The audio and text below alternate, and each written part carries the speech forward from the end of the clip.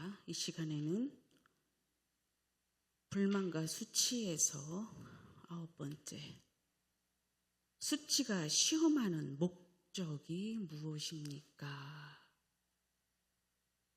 자, 우리 말씀 보겠습니다.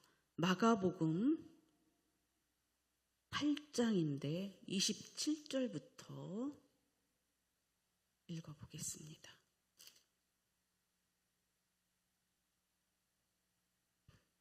마가복음 8장 27절부터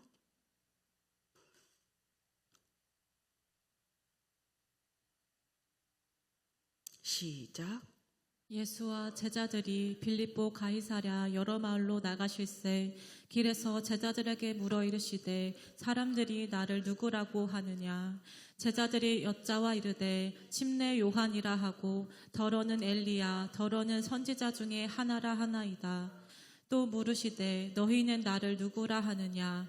베드로가 대답하여 이르되 주는 그리스도시니이다 하매 이에 자기의 일을 아무에게도 말하지 말라 경고하시고 인자가 많은 고난을 받고 장로들과 대제사장들과 서기관들에게 버림받아 죽임을 당하고 사흘 만에 살아나야 할 것을 비로소 그들에게 가르치시되 드러내놓고 이 말씀을 하시니 베드로가 예수를 붙들고 항변하매 예수께서 돌이키사 제자들을 보시며 베드로를 꾸짖어 이르시되 사탄아 내 뒤로 물러가라.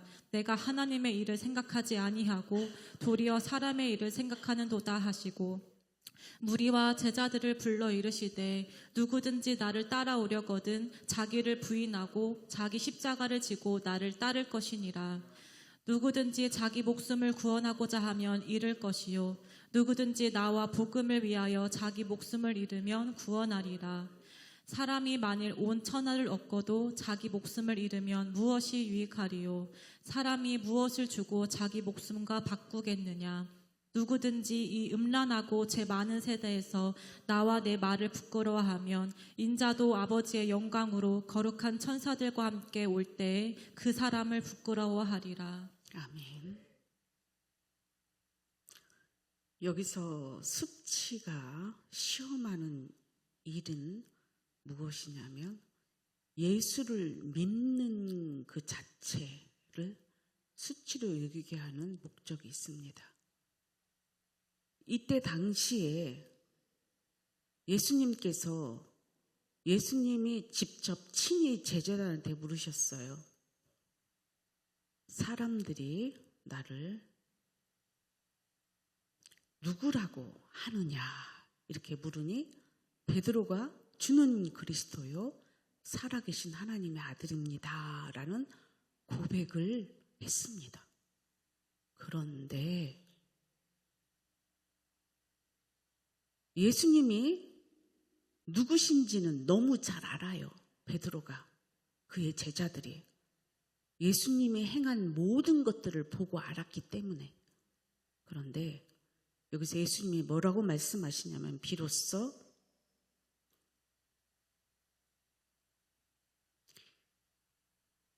인자가 많은 고난을 받고 장로들과 제사장들과 서기관들에게 버림받아 죽임을 당하고 사흘 만에 살아나리라 할 것을 비로소 그들에게 가르치시되 이때 베드로가 예수님을 붙잡고 항변하며 이야기합니다.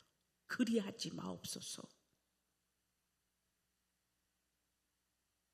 하나님의 아들로 믿고 또한 주는 그리스도라고 믿는 그들이 지금 예수님이 십자가에 죽는다는 이 소리를 듣는 순간 생각이 뭘로 바뀌어졌냐면 수치와 이 불만으로 바뀐 거예요. 예수님은 자기들을 위해서 끝까지 함께 하기를 원했거든요. 이스라엘 왕이 되기를 원했다고요.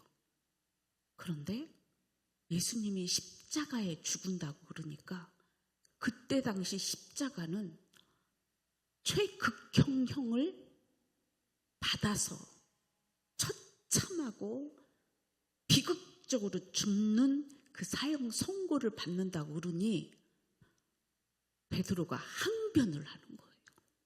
그리하면 안 됩니다, 예수님. 왜 그 말을 했냐면 여기서 중요한 베드로의 마음과 생각을 여러분들이 봐야 되는 거예요. 그러니까 예수님은 그 마음과 생각을 아셨잖아요. 그러니까 이 사탄아 물러가라 이렇게 말씀하신 거예요. 왜냐하면 우리는 순간 하나님의 은혜를 받고 또 하나님이 자기를 통해서 얼마나 많은 오래 참음으로 기다려주시고 은혜를 베풀어 주시는지를 알고 금방 뒤돌았으면 그냥 잊어버려요. 그리고 자기 목적에 끌려 사는 거예요. 이게 죄인된 상태의 특징입니다. 그러면 예수님이 십자가에 죽어야 된다는 이 사실 속에 베드로는 불만이 생겼고 수치스러움이 순간에 생겼다는 거죠. 여러분들도 여기서 예수님이 하신 말씀을 기억하셔야 됩니다. 누구든지 이 음란하고 죄 많은 세대에서 나와 내 말을 부끄러워하면 인자도 아버지의 영광으로 거룩한 천사들과 함께 올 때에 그 사람 부끄러워하리라.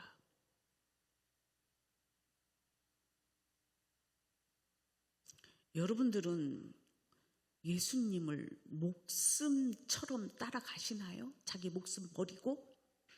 그러니까 예수님이 그 말씀을 다시 또 얘기하시잖아.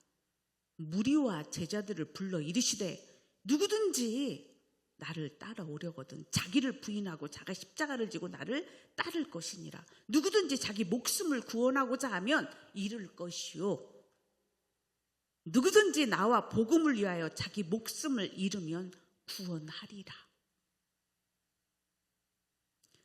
우리는 예수님의 뜻을 알고 믿고 순종해야 합니다. 근데 우리는 자기가 갖고 있는 가치관 속에서 하나님을 자기 입장에서 해석해요. 그러니까 여전히 하나님의 말씀에 순종이 안 되는 거예요. 왜? 자기가 원하는 데에 되거든. 모든 것이 다. 안 되니까 화가 나는 거예요. 예수님은 여기서 더 한 번 말씀하신 겁니다. 목숨까지 버리지 아니하면 능히 목숨을 얻지 못할 것이다. 아주 우리가 인간적인 해석으로는 이해가 안 되는 말이에요. 이 말은 죄된 나를 예수 그리스도와 함께 죽이고 그리고 그 목숨을 죽어야만이 그 죄인이 그 목숨, 죄인된 목숨값이 죽어야 다시 새 생명을 얻는다라는 뜻입니다. 그러면 여러분 속에 있는 벌레 같은 죄들을 다 그때그때 못 박지 아니하면 여러분들의 생명은 계속 죽어간다가 답으로 나오는 거예요.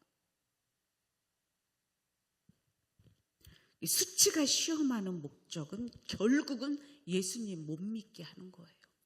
예수님을 부인하게 하고 그렇게 무슨 예수님을 믿느냐고 오히려 이해할 수 없는 말들로 자기 입장에서 변론합니다.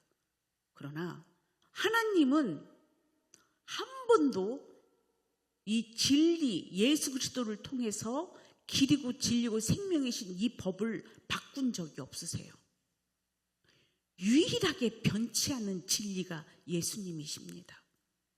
그분을 믿어야만이 믿는다는 이 속에는 반드시 자기를 부인하고 자기 십자가를 지는 거가 꼭 해야 되는 것입니다. 그래야 예수님을 믿어져 가는 믿음의 비밀을 갖는 자가 되는 것입니다. 자, 그래서 수치는 결국 그리스도의 말씀을 부끄럽게 해서 자신의 신앙 고백을 부끄럽게 여기게 만들고 결국 숨기게 하는 목적을 가지고 있다. 수치의 시험과 유혹은 그리스도를 부정하게 만드는 매우 위험한 것이다. 따라서 우리의 믿음을 세상 앞에서 부끄럽게 여기거나 수치스럽게 생각하는 것은 벌써 유혹에 굴복되었다는 뜻이다. 그리스도에 대한 신앙 고백을 담대히 여기고 자랑스럽게 여겨야 한다. 그리고 진리에 대하여 용감해야 된다.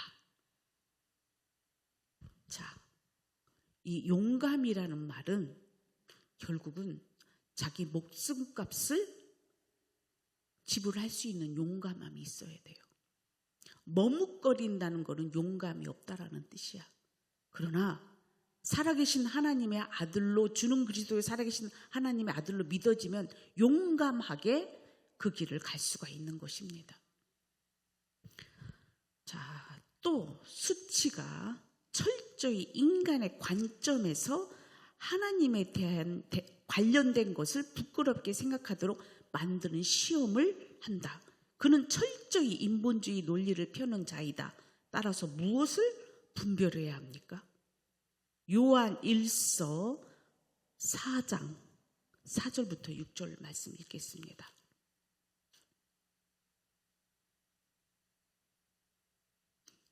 요한 1서 4장 4절에서 6절 말씀 시작. 자녀들아 너희는 하나님께 속하였고 또 그들을 이겼나니 이는 너희 안에 계신 이가 세상에 있는 자보다 크심이라.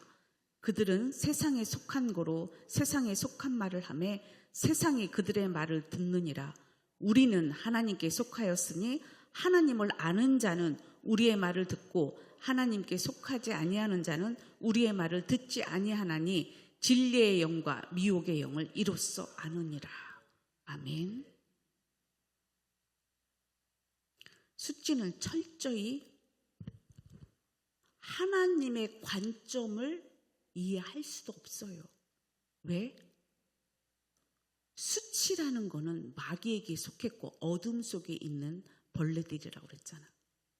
우리 영혼들을 갉아먹는 원수짓을 하는데 그 하는 일들이 여러분들의 생각 속에 들어가고 마음 속에 들어가서 일하는 수치예요.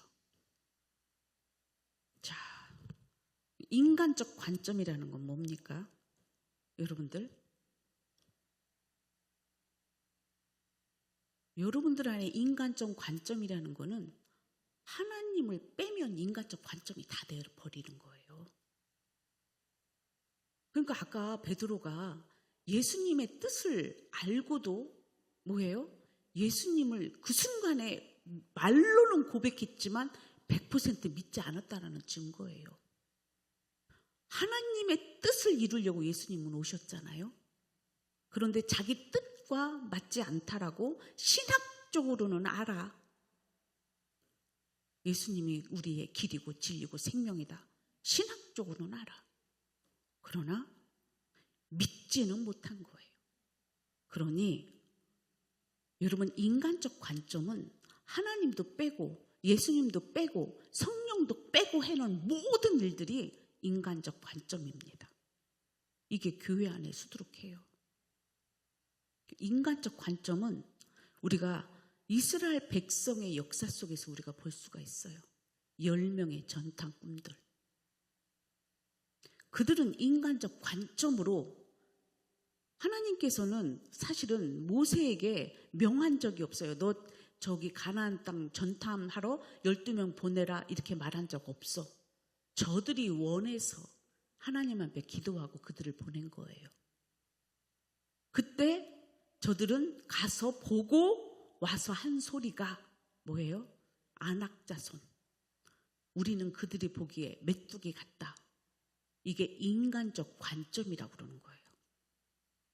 여러분들은 현실 속에서 자식을 키우든 부부 생활을 하든 교회 생활을 하든 모든 삶 속에서 다 자기의 인간적 관점으로 다 평가하고 생각하고 느낍니다.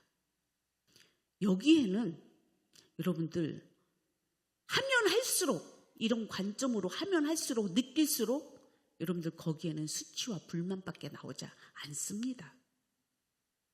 그래서 우리 스스로를 수치스럽게 만들어 가요. 그러니까 나중에 그것이 드러나면 믿음이 없는 자들은 못 견뎌 하는 거예요. 여러분들 보세요. 바퀴벌레가 불 확 켜고 또 모기가 불 확 켜면 어떻게 해요? 어쩔 줄을 몰라 하지요. 빛이 확 비치면 결국은 뭐예요? 잡혀 죽을 수밖에 없어요. 여러분, 결국은 마귀의 밥이 되든지 하나님의 심판밖에 없습니다. 그래서 우리는 하나님을 두렵고 떨림으로 섬겨야 돼. 성경은 구약적 개념에서 우리에게 하시는 모든 신약의 시대를 거쳐온 지금 2000년이 넘은 이 시간 속에서도 우리는 성경을 통해서 꼭 알아야 될 게 인간적 관점으로 해석하느냐 하나님을 믿음으로 해석하느냐는 엄청난 차이가 오는 거예요. 여러분 앞으로 누구랑 대화를 하든 여러분들의 목적은 믿음대로 살아야 돼요. 그것이 자기를 부인하는 삶을 살아야 된다고. 근데 여전히 뭐예요? 인간적 관점으로 보고 느끼고, 내가 그래서 이 인간적 관점이 여러분의 육신의 소욕에서부터 출발한다고 그랬잖아. 그 소욕이 죽지 않으면, 거듭나지 않은 상태에서는 계속 자기 생각으로 움직여 가요. 그러니 하나님 뺀 모든 것들 속에서는 희망이 없어요. 자기 눈에서는 그것이 스스로가 자기 관점에서 말하고, 말쟁이들 보세요. 다음에는 이제 수대자기가 나오거든요. 얼마나 논리 있게 변론하고 얘기를 해도 하나님을 빼면 남는 게 없습니다. 우리는 교회의 모든 하나님의 뜻은 이 교회 안에서 하나님의 나라를 맛보고 누리고 전하는 곳이 되어야 됩니다. 그러려면 한 사람 한 사람이 예수 그리스도를 믿음으로 자기를 부인하고 자기 십자가를 지면서 예수님 말씀 안에 거해야 됩니다.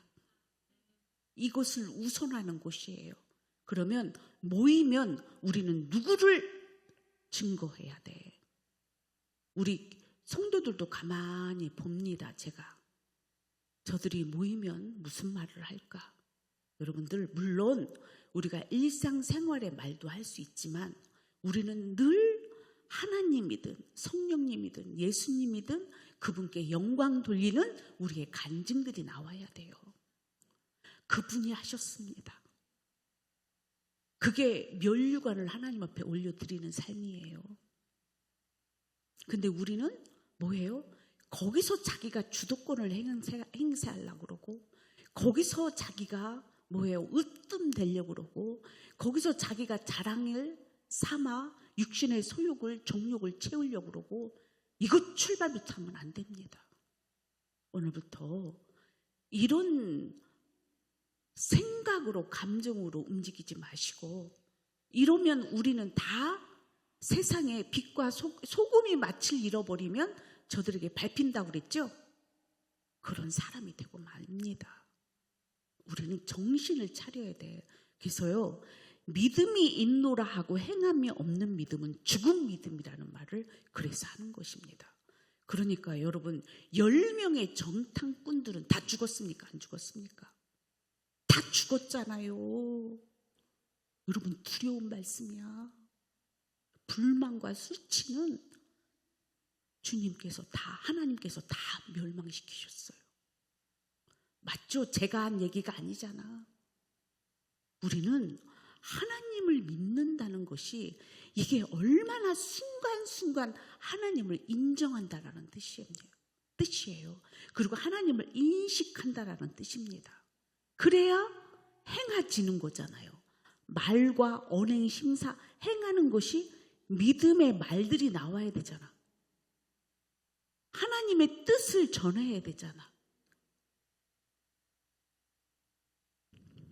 그래서 인간적 관점이라는 것은요, 여러분 스스로가 그래서요, 다 자기를 부인해야 돼. 자기가 주인 되려고 하는 거 빨리 내려놓고, 여러분 누구를 계속 인정해야 돼요? 하나님의 말씀을 인정하고 하나님 말씀을 자녀에게나 가정에게나 계속 전해야 됩니다. 자, 세상의 관점에서 말을 하기 때문에, 자, 이 수치가 철저히 인간의 관점에서 하나님에 관련된 것을 부끄럽게 생각하는 이유가, 인간의 관점에서는 하나님의 세계를 알 수 없으니까, 소경이기 때문에 안 보여요. 하나님을 경험을 안 해봤기 때문에 그분이 어떤 분인지를 몰라요. 그러니 자기 생각으로 하나님을 얘기하는 거예요. 그러다 보니 어떻게 해요? 이게 세상적 관점에서도 그래서 예수 믿는 것이 그들 보기에는 어리석어 보이는 겁니다. 그러니 수치감을 주는 거죠. 자, 답을 한번 봅시다. 세상의 관점에서 말을 하기 때문에 세상적인 자들은 수치의 말에 동의할 것이다. 인본주의자들은 수치의 말에 박수를 보낼 것이다. 그러나 하나님의 관점에서 볼 때 이것은 하나님을 부정하는 것이며, 따라서 수치는 하나님으로부터 우리를 떨어지게 하려는 유혹을 한다. 그러므로 믿음으로 대항하여 물리쳐야 한다. 신앙적인 것을 귀하게 여기고 자랑스럽게 여김으로 수치의 유혹을 분쇄할 수 있다. 여기 아주 분쇄라는 말이 나와. 여러분, 우리 분쇄기 써보잖아. 믹서기 분쇄기. 돌도 완전히 갈아버리죠. 이게 믿음 안에서 가능합니다. 여러분, 불만과 수치를 어떻게 우리가 그거를 없앨 수가 있겠어요? 그러나 믿음으로는, 믿음의 분쇄기에 집어넣어버리면 불만도 수치도 다 믹서가 돼서 고운 가루 날라가 버리지요. 후 불면 날라가 버릴 것들이잖아. 여러분, 믿음이 이렇게 능력이 있습니다. 우리는 인간적인 여러분들의 생각 날마다 말씀 앞에 내려놓으시고, 제발 스스로의 생각이 옳다라는 인간적 관점으로 남을 판단하거나 평가하지 마세요. 죄인을 평가해봤자 스스로 자기 안에 침뱉기예요. 의의 말씀 안에 자기를 비추어 자기를 돌아보고 하나님 앞에 이 모든 것들이 죄인임을 깨달아 믿음으로 십자가 안에서 분쇄되기를 축복합니다.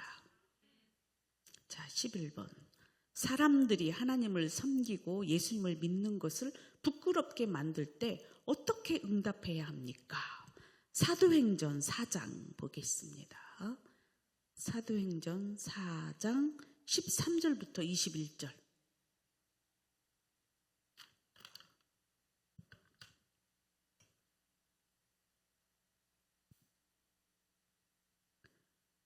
시작. 그들이 베드로와 요한이 담대하게 말함을 보고 그들을 본래 학문 없는 범인으로 알았다가 이상히 여기며, 또 전에 예수와 함께 있던 줄도 알고, 또 병 나은 사람이 그들과 함께 서 있는 것을 보고 비난할 말이 없는지라 명하여 공회에서 나가라 하고 서로 의논하여 이르되, 이 사람들을 어떻게 할까? 그들로 말미암아 유명한 표적 나타난 것이 예루살렘에 사는 모든 사람에게 알려졌으니 우리도 부인할 수 없는지라. 이것이 민간이 더 퍼지지 못하게 그들을 위협하여 이후에는 이 이름으로 아무에게도 말하지 말게 하자 하고, 그들을 불러 경고하여 도무지 예수의 이름으로 말하지도 말고 가르치지도 말라 하니, 베드로와 요한이 대답하여 이르되, 하나님 앞에서 너희의 말을 듣는 것이 하나님의 말씀을 듣는 것보다 옳은가 판단하라. 우리는 보고 들은 것을 말하지 아니할 수 없다 하니, 관리들이 백성들 때문에 그들을 어떻게 처벌할지 방법을 찾지 못하고 다시 위협하여 놓아주었으니, 이는 모든 사람이 그 된 일을 보고 하나님께 영광을 돌림이라. 아멘. 자, 사도행전에 예수님의 말씀을 통해서 너희는 전혀 기도해라. 성령이 임할 때까지. 그리고 이들은 500명이 그 소리를 들었지만 380명은 하다 중간중간 다 갔겠지요. 결국은 성령이 임할 때 모인 숫자는 120명이었어요. 그들 모두가 성령의 권능을 다 받았습니다. 그리고 이제는 비로소 목숨을 내놓고, 아까 베드로는 어땠어요? 십자가 지는 예수님이 싫었고 부활의 예수님은 생각도 못했고, 그런데 예수님이 죽으시고 부활하셨고 또 성령이 임했으니 이때는 완전히 변화된 삶으로 예수님을 증거하는, 이 말씀을 담대히 저들에게 전할 수 있는 사도가 되었습니다. 그럴 때에 그들이 베드로와 요한이 담대하게 말함을 보고 본래 학문 없는 범인으로 알았다가 이상히 여겨, 또 전에 예수와 함께 있었던 줄 알고, 또 병 나은 사람이 그들과 함께 있는 것을 보고 비난할 마음이 이제는 없어진 거야. 그러니까 어떻게 해요? 이 사람들을 어떻게 할고, 그들로 인하여 표적이 계속 나타나니까 어떻게 해요? 더 이상 민간에 퍼지지 못하게 하기 위해서 그들을 위협하여 이후에는 이 이름으로 아무에게도 말하지 말라 하자 하고 그들을 불러 경고하여 도무지 예수의 이름으로 말하지도 말고 가르치지도 말라 하시니, 저는 현실적으로 이런 것을 많이 경험했습니다. 주를 위하여 담대히 복음을 증거하고 병자를 낫게 하는 이 일들 속에서 손을 얹고 기도하면 병자가 나으니 손도 얹지 말아라. 손도 만지지 말아라. 그것도 교회 안에서. 여러분, 이 사람들이 복음을 아는 사람일까요? 오히려 복음이 복음되면 우리는 하나님을 찬양하게 돼 있습니다. 그리고 협력하여 선을 이루어 갈 줄 믿습니다. 그런데 어찌하여 현대 교회 속에서 또한 그때 그 당시에 유대인들은, 하나님 믿는다는 그들은 예수를 모르기 때문에 그들은 예수님을 증거하지 못하게 막아버린 거예요. 부끄럽게 생각한 거죠. 스스로도. 저도 이 교회에서 그런 소리 들었어요. 제자 훈련 하지 말아라. 누가 시키는 겁니까 도대체?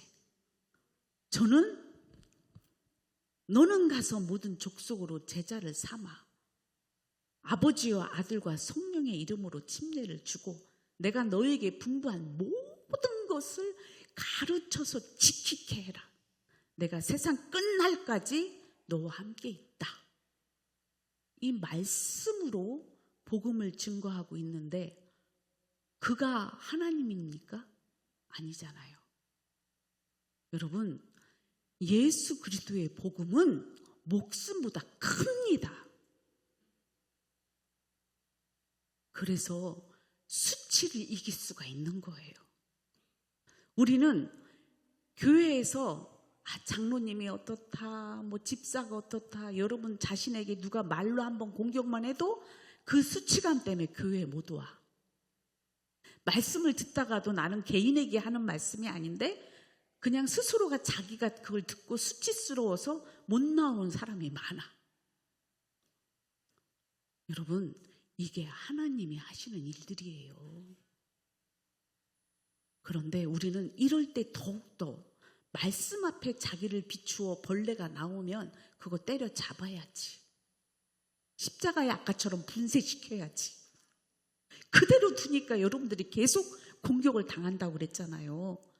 여러분들 안에 여러분 벌레가 있다고 생각을 해봐요. 그 벌레는 여러분들을 속에, 우리 안에는, 인간 속에는 엄청난 그런 바이러스가 많이 있지만 여기서 영적 표현인 이 벌레는 영혼을 갉아먹는 벌레들이에요. 그게 여러분들 안에 불만과 수치요. 그러니까 교회 안 나오는 이유 중에 첫 번째가 불만이야. 왜? 자기 마음에 들지 않는 게 너무 많아. 수치. 말씀을 들어보니까 자기가 왠지 부끄럽고 남들이 나를 어떻게 평가할까 봐 두려운 거예요. 그러니까 나올 수가 없는 거예요. 우리는 그래서 예수님이 이런 말씀을 빛으로 오는 자는 자기 행함이 드러나고 빛으로 오지 못하는 자는 자기 행함이 드러날까 합니다. 여러분 그래서요 영적인 우리가 하나님 앞에 나올 때는 거룩해지려고 나와야 돼. 하나님 알고 지은 죄 모르고 지은 죄 너무 많습니다. 그러나 내가 하나님 앞에 나아갑니다. 나를 예수의 피로 거룩하게 하여 주시옵소서. 그 마음을 보시고 우리를 깨끗게 하십니다. 그래서 하나님은 우리에게 이 책망하는 이유 중에 하나는 바르게 하게 하려고 목적이 있다고 그랬잖아. 미워서 책망하는 게 아니잖아요. 하나님은 그것을 드러내서 어떻게 해요? 없애주려고. 그대로 있으면 죽으니까. 사망 가운데 끌려다니니까. 죄 가운데 움직여 나가니까. 그리고 사람들 앞에서 어떻게 해요? 인본주의 생각, 이 수치는 사람들한테 수치당하고 그런 거 없게 하려고 세상 사람들하고 아주 사이좋게 지내려고 애를 씁니다. 그래서 직장 나가면 어떻게 해요? 믿는 사람들한테도 술 권면하고 막 그러잖아. 요즘은 많이 좋아지긴 했지만 엄청났습니다. 술 안 먹으면 왕따 시키고 눈초리로 다 뭐예요? 총 쏘고 그래서 어떻게 해요? 믿는 사람들한테 수치감을 주잖아요. 그렇죠? 그래서 어떻게 해요? 죄와 타협을 하는 거예요. 여러분 우리는 그래서 목숨하고 바꿀 수 있는 것이 복음인 거예요. 여러분 돈과 사람과 이 세상의 명예와 행복과도 바꿀 수 없는 게 우리 예수님입니다. 주 예수보다 더 귀한 것은 없네. 이 세상 부귀와 바꿀 수 없네. 하나님은 여러분들이 그런 사람들이 되기를 오늘도 원하고 바라십니다. 그럴 때 여러분들 왜 꼭 그렇게 살아야 돼?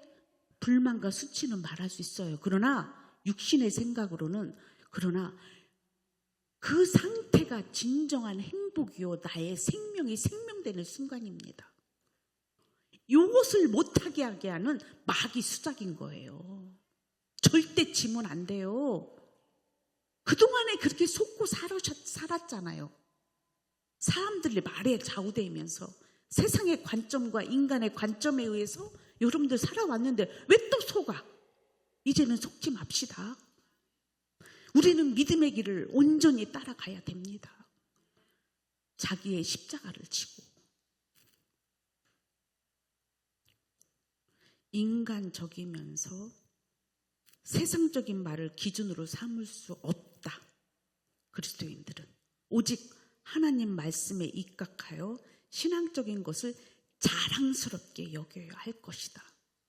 저는 그래서요 복음을 증거하지 못하게 하는 마귀 사단의 역사를 저는 너무 많이 경험을 하니까 이제는 그런 소리 하면 속으로 웃습니다. 사탄아 정체가 드러났구나. 너는 이미 패배자다. 그리고 저는 더 열심히 사역합니다. 할렐루야죠. 자, 하나님께서 말씀하신 것이 최고임을 말해야 한다. 할렐루야죠. 그리고 세상이 자신들의 관점을 강요한다. 하더라도 그들의 말을 들을 수 없음을 분명히 선언해야 한다. 근데 뭐가 아쉬워서 모세는 지금 40일 동안 금식하며 산에 올라가서 기도하며 십계명을 받는 하나님과의 관계 속에서 있는데 밑에서 아론은 뭐하고 앉아 있어? 저들이 원하는 인간적인 관점과 세상적인 관점 속에서 모세가 나타나지 않는다고 뭘 하고 있었어요? 우상을 만들고 있었잖아. 우상은 지금 이 시대에 자기 자신을 위해서 만들어가는 게 우상이라고 그랬잖아. 자기만을 위해서 사는 게 다 우상이에요. 여러분, 우리는 하나님의 뜻대로 살아야 됩니다. 그래야 하나님이 나를 인정하시는 거예요. 여러분, 사람이 인정해서 뭐 할 건데?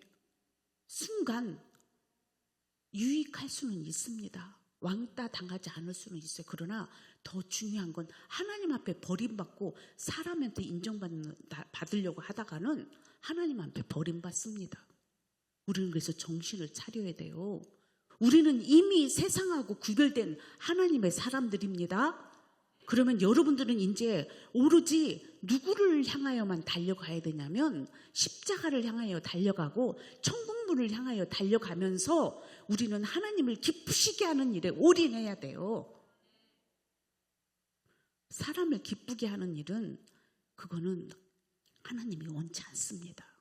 그렇다고 서로 사랑하는, 주 안에서 서로 사랑하는 것은 마땅한 믿음의 행위이고, 지금 내가 얘기하는 거는 자기 자신을 위해서 세상의 관점, 이 마귀에게 속해서 우리는 살아가면 안 된다고요. 이제는 더 이상 속지 맙시다. 하나님이 인정하는 여러분들 됐으면 좋겠습니다.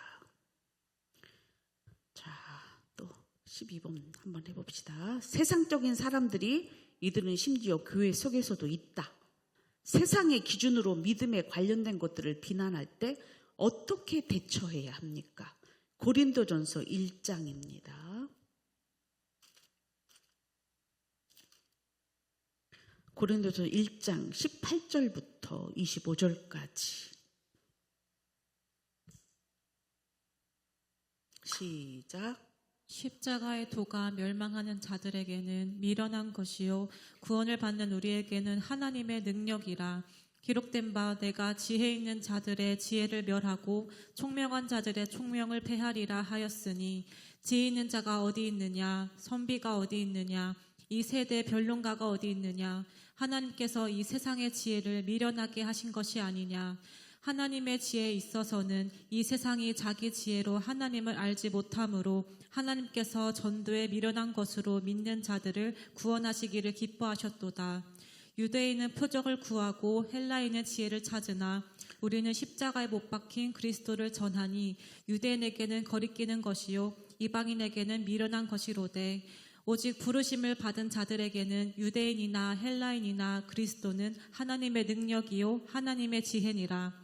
하나님의 어리석음이 사람보다 지혜롭고 하나님의 약하심이 사람보다 강하니라. 자, 하나님의 능력, 하나님의 지혜는 무엇입니까? 오늘 말씀을 쭉 읽어보니 예수님의 십자가지요. 예수님의 십자가는 온 인류의 죄를 예수님이 다 감당하시고 죽은 현장이에요. 예수님 스스로가 죄인이라서 거기서 죽으신 게 아니라 하나님으로서 공의의 하나님이신 우리 하나님이 인간의 죄를 그 어떤 거로도 해결되지 않음을 아시는 하나님이 친히 우리를 대신해서 죽어주신 사건입니다. 그러니 마귀가 깜짝 놀란 거예요.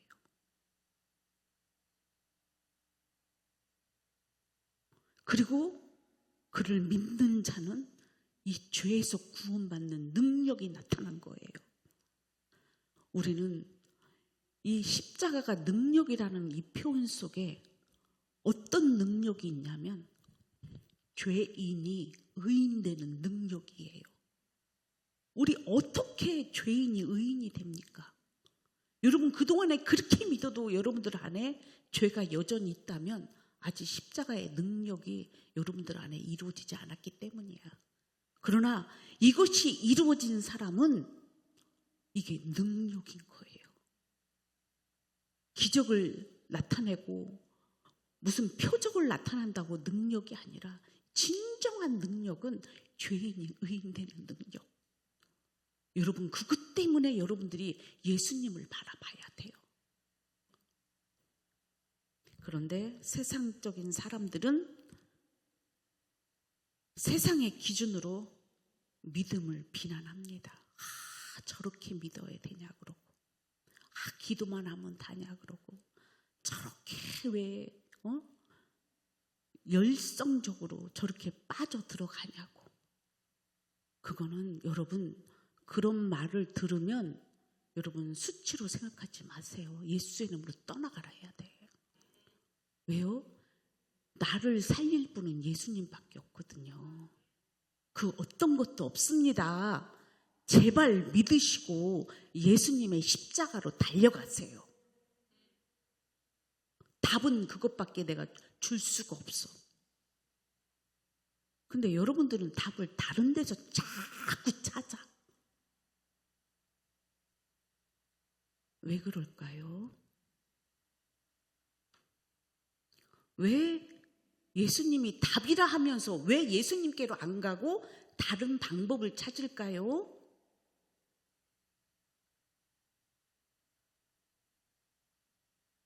그거 찾아내야 돼요, 여러분들 안에서. 이제는 스탑하세요. 이제는 더 이상 그쪽으로 가지 마시고 회개는 돌이키는 거예요. 세상으로 갔고 인본주의로 갔다면 이제는 하나님께로 돌이켜야 됩니다. 그게 오늘도 하나님이 원하시는 여러분들의 삶의 방향입니다. 근데 왜 세상으로 다시 기어 들어갈까? 아직 그 속에 뭐가, 그 못난 자아가 죽지 않고 여전히 나 죽기 싫어, 내 뜻대로 살 거야 하고 돌아가는 거거든요. 여러분, 그래서 날마다 자기를 부인하라는 말을 예수님이 하시는 거예요.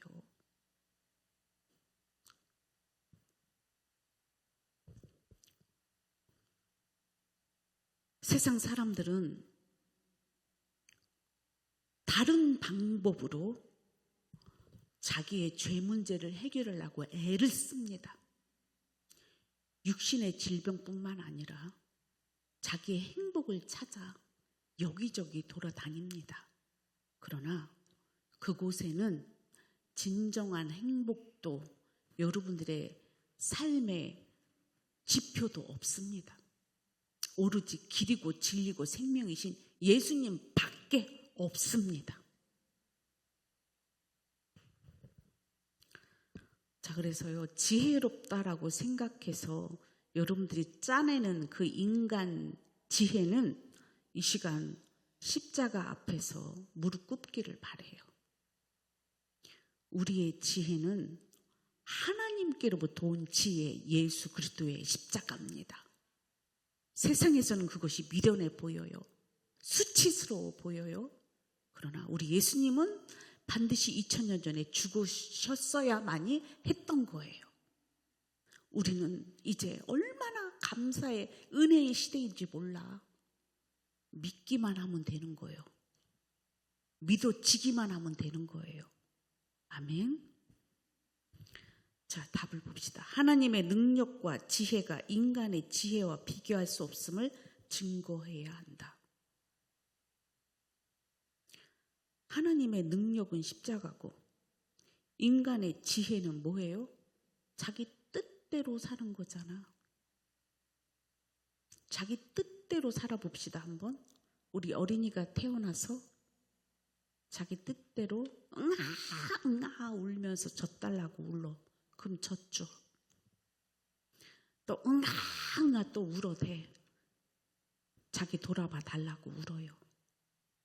그리고 키워놓으면 열심히 자기가 가고 싶은데 다 돌아다니면서 어떻게 해요? 부모가 따라 잡으면서 이 길로 저 길로 못 가게 잡아주고 또 바른 길로 인달라고 애를 씁니다. 결국은 부모는 그 자식 잘 되기 위해서 별의별 수단과 방법을 다 동원해서 자식 잘 되기를 바랍니다. 그러나 그 자식은 또 어떻게 돼요? 부모가 이제 나이 먹고 본인이 어느 정도 장성한 분량이 되면은 자기 뜻대로 살아갑니다.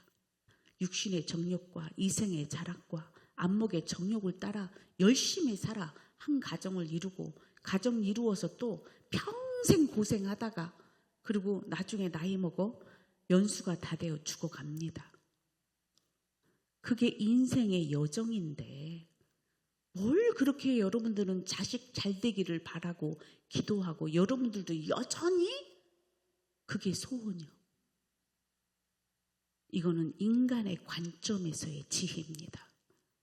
그래서 누구보다도 자식 잘 키우는 것이 행복이고 누구보다도 자식이 잘 되는 게 행복이라고 생각한다면 여러분 그거는 율법적 관점에서 자기 능력껏 살면 심는 대로 거두는 은혜가 있어요. 그러나 우리의 죄 문제는 해결받지 못한 것입니다. 이 시대는 자 여기서 어린아이든 여러분들 안에 똑똑하든 못 배웠든 잘났든 돈이 있든 없든 누구에게나 다 죄인인 이 상태에서 예수님이 필요한 겁니다. 우리 죄를 용서받고 하나님의 자녀된 권세로 살기를 하나님이 원하시는 것입니다. 그래서 오늘도 여러분들이 이 수치와 불만 이런 것들이 교회 안에 인본주의와 세상적 관점으로 꽉 자리를 잡아서 누가 기도를 하고 누가 찬양을 하고 누가 봉사를 할 때에 믿음으로 하는 그것 또한도 인간적 관점으로 불만과 수치를 표한다면 이 사람은 교회 안에서 자숙해야 돼요. 여러분 믿음대로 하는 모든 행위에는 우리는 박수를 쳐줘야 됩니다. 응원을 해줘야 됩니다. 옆에서 도와줘야 됩니다. 세상의 원리대로 살아가는 여러분들의 생각이 오늘 철수되기를 부탁드립니다. 그리고 하나님의 말씀이 여러분들을 움직여 가기를 축복합니다. 그들의 인간적인 논리가 얼마나 제한적인가를 드러내는 것이다. 그러나 한편으로 그들에게 영적 각성이 일어나지 않아서 세상적인 관점으로 믿음을 해석하고 있음을 분별해야 한다. 결국은 지금 이 시대의 여러분 속에서 성령이 여러분들 안에서 나를 계속 감동으로 나를 계속 붙잡고 움직이고 일하신다면 기도를 할 때도 막 성령이 일하시고 말씀을 들을 때도 막 믿어주고 깨닫고 이게 영적 각성이 일어나고 있다는 뜻입니다. 우리 어린이들도 이 영적 각성이 일어나야 돼요. 나는 우리 서준이가 요 앞에 와가지고 이렇게 열정적으로 말씀 앞에 화답하는 아이가 저 뒤에 잘나고 똑똑한 아이들보다 얼마나 하나님이 귀하게 여기는지 몰라. 세상의 관점은 쟤네들이 똑똑해 보이지? 하나님이 보실 때는 우리 서준이가 똑똑한 거예요. 믿음으로 화답하잖아. 여러분 세상 관점으로 여러분 사람을 평가하지 마세요. 우리 하나님은 저런 어린아이 하나를 하나님이 예수님께서 비추시면서 어린아이 같지 않냐면 천국 가지 못한다고 말씀하셨어요. 이런 어린아이 하나를 실족시키면 연자맷돌을 메고 바닷속에 들어간만도 못하다고 그랬어. 여러분 하늘나라는 믿음으로 가는 곳입니다. 여러분의 똑똑과 잘남으로 가는 곳이 아니에요. 순수한 주님 사랑하는 마음으로 나아가야 될 줄 믿습니다. 왜요? 우리 서준이 안에 성령의 각성이 일어나고 있기 때문에 이렇게 되는 거예요. 성령이 있고 없고는 겨자씨만한 믿음이 있고 없고예요. 겨자씨만한 믿음 속에서도 생명이 있잖아. 그러나 겨자씨만한 믿음 속에도 성령이 없으면 그거는 죽어가는 씨잖아요. 아무 소용이 없어요. 여러분 모두가 성령이 우리 여러분들 안에 각성이 일어날 수 있도록 계속 기도와 말씀 안에 젖어 들어가야 될 줄 믿습니다. 그래서 여러분들이 이 교회의 부흥의 출발점입니다. 여러분들이 믿음 안에 굳건히 세워나가기를 축복합니다. 아멘.